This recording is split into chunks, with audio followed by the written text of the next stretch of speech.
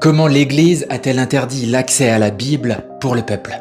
Celle-ci ne s'est pas faite d'un seul coup par l'Église catholique, mais elle s'est mise en place progressivement au Moyen-Âge, à mesure que l'Église cherchait à contrôler la doctrine et à prévenir les interprétations jugées dangereuses. Première étape, au XIe siècle, il y a eu la centralisation du savoir religieux. À cette époque, la Bible est déjà en latin, la Vulgate, traduit par Jérôme.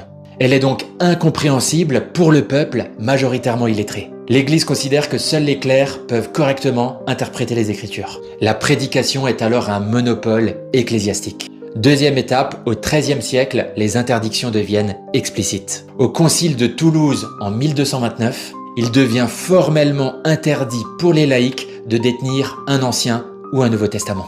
Leur objectif, disent-ils, est d'éviter la naissance d'hérésies. Heureusement qu'aujourd'hui on laisse tout le monde la lire parce que ça permet surtout à des gens de rencontrer Dieu. Mais bon, passons. Le concile de Tarragone en 1234 va encore plus loin. Personne ne doit détenir un Ancien ou un Nouveau Testament. Si quelqu'un en possède, il doit les remettre à l'évêque pour qu'ils soient brûlés. Troisième étape, au XIVe et XVe siècle, la répression se renforce.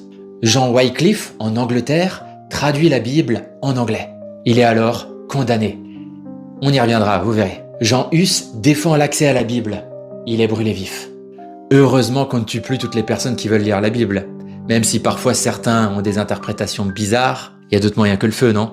Quatrième étape, au XVIe siècle, une forte réaction face à la Réforme. Martin Luther traduit la Bible en allemand en 1522 et encourage les croyants à la lire. L'Église réagit alors avec le Concile de Trente pour durcir les règles. La lecture de la Bible est réservée aux personnes autorisées et les traductions sont strictement contrôlées. Je vous donnerai quelques exemples dans la partie 2.